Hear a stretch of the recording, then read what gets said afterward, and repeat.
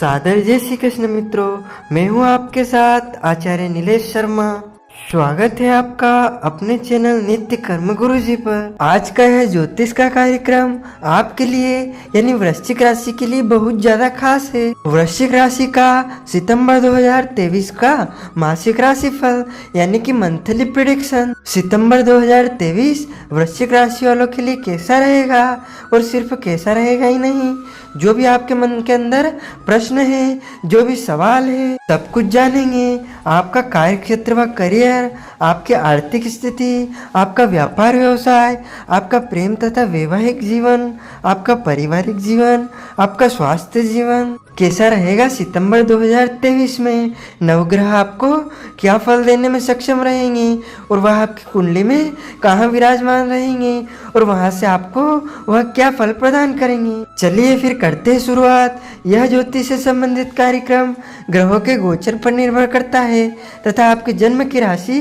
चंद्र राशि पर आधारित है। अब आपको ध्यान से सुनना है और समझना है।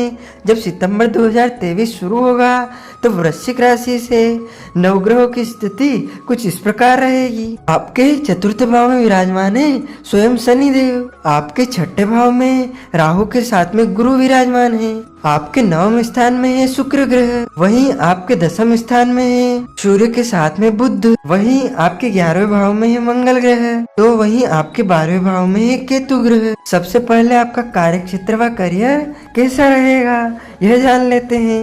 करियर के लिहाज से देखा जाए तो आपको इस महीने अनुकूल प्रतिकूल दोनों तरह के परिणाम प्राप्त होंगे, क्योंकि शनि चौथे भाव में स्थित है। शनि की इस स्थिति के कारण हो सकता है कि आप अपने काम समय पर पूरा न कर पाएं, छोटे छोटे कामों में आपको कठिनाई आए और काम के दबाव के कारण कुछ गलतियां हो जाए। ऐसे में आपको अपने काम पर ज़्यादा ध्यान देने की ज़रूरत होगी। छठे भाव में बृहस्पति की स्थिति आपको करियर में कुछ बाधाएं उत्पन्न कर सकती है। ऐसे में आप अपनी नौकरी से असंतुष्ट हो जाएंगे। आप में से कुछ जातक को अलग अलग जगहों पर ट्रांसफ़र हो सकते हैं। इस महीने आपको अपनी नौकरी के प्रति अधिक सचेत रहने की आवश्यकता होगी, क्योंकि एकाग्रता में कमी के कारण गलतियां हो सकती है। ऐसे में नौकरी बदलाव करने की ज़रूरत हो सकती है। जो जातक खुद का व्यापार व्यवसाय चलाते हैं उनके लिए भी बृहस्पति के छठे भाव में स्थिति अनुकूल नहीं है। इसके प्रभाव स्वरूप आप अपने व्यवसाय से ज़्यादा मुनाफा नहीं कमा सकेंगे। वहीं दूसरी ओर 12वें भाव में केतु की उपस्थिति के कारण आप इस महीने कई गलत फैसला ले सकते हैं, इसलिए सावधानी बरतना आपके लिए बेहद आवश्यक होगा। आपकी आर्थिक स्थिति कैसी रहेगी? आर्थिक पक्ष की बात करें तो इस महीने आपको आय और लाभ दोनों स्थितियों से गुजरना होगा।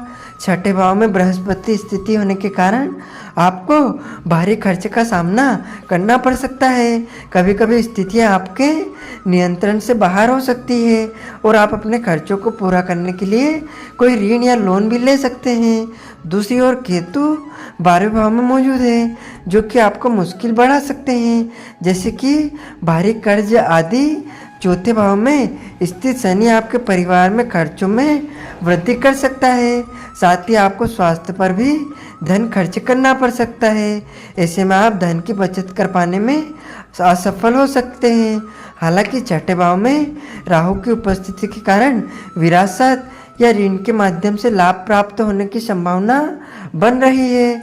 जो जातक खुद का व्यवसाय चला रहे हैं उन्हें चौथे भाव में स्थित शनि के कारण कड़ी प्रतिस्पर्धा का सामना करना पड़ सकता है। ऐसे में हो सकता है कि उन्हें उम्मीद से लाभ कम हो। आपको यह सलाह दी जाती है कि इस महीने किसी नई साझेदारी में न आए और व्यवसाय में संबंधित बड़े फैसले न लें। कुल मिलाकर देखा जाए तो इस महीने बृहस्पति वृश्चिक राशि के जातक को पैसे कमाएंगे, उससे संतुष्टि नहीं रह सकेंगे। ऐसे में आपको एक सही बजट बनाते हुए अपने खर्चों पर नियंत्रण रखना होगा। आपका स्वास्थ्य जीवन सितंबर के महीने में कैसा रहने वाला है?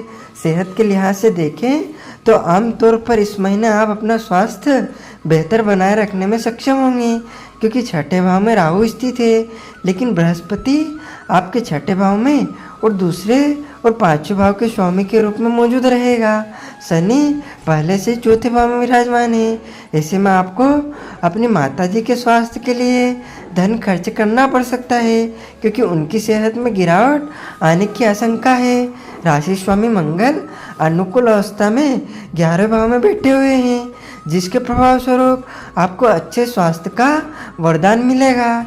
लेकिन 12वें भाव में केतु की उपस्थिति होने के कारण आप में से कुछ जातक को घबराहट की शिकायत हो सकती है।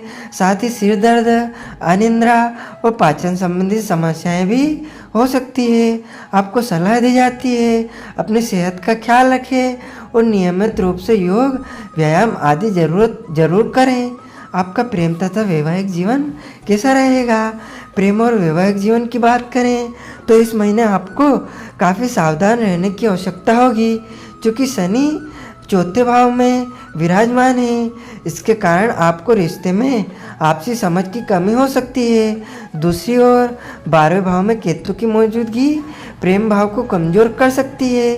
इसके अलावा दूसरे और पांचवें भाव के स्वामी के रूप में बृहस्पति छठे भाव में स्थित है, जिसके परिणाम स्वरूप उन लोगों को औसत फलों की प्राप्ति हो सकती है जो पहले से ही किसी रिलेशनशिप में है।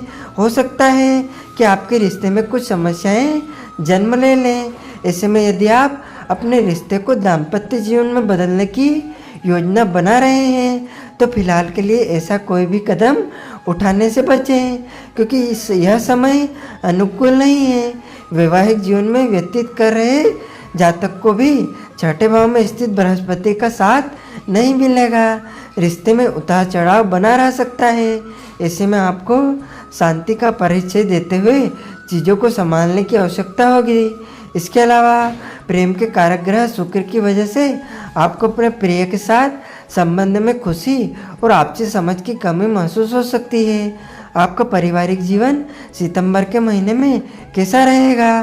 पारिवारिक जीवन की बात की जाए तो आपको इस महीने बहुत अच्छे परिणाम ना मिलने की आशंका है, क्योंकि बृहस्पति दूसरे भाव के स्वामी के रूप में आपके छठे भाव में विराजमान है। दूसरे और चौथे भाव में स्थित शनि परिवार में विवाद, मनमुटाव और मनभेद जैसी समस्याएं पैदा कर सकते हैं। साथ ही परिवार में खर्चे भी बढ़ सकते हैं। लग्नेश मंगल 11वें भाव में मौजूद है, जो आपको काफ़ी हद तक राहत प्रदान करेंगे और आपके पारिवारिक जीवन में खुशियाँ लेकर आएंगे। कुल मिलाकर देखा जाए तो बृहस्पति और राहु की प्रतिकूल स्थिति के कारण आपको समस्याओं का सामना करना पड़ सकता है, लेकिन मंगल की अनुकूल स्थिति आपके लिए राहत भरी रहने वाली है। आपको बाधाओं से बचने के लिए तथा सभी कार्य निश्चय पूर्ण हो इन ज्योतिषीय उपायों को करना चाहिए। प्रतिदिन 27 बार ओम हनुमते नमः का जाप करें। प्रतिदिन 108 बार ओम केतवाय नमः का जाप करें। प्रतिदिन 41 बार ओम मंदाय नमः का जाप करें। इन ज्योतिषी उपायों से आपके ऊपर आने वाली सभी बाधाएं शांत होगी और आपके सभी कार्य निश्चय ही पूर्ण होंगे। आपको और आपके पूरे परिवार को सादर जय श्री कृष्ण, सादर धन्यवाद।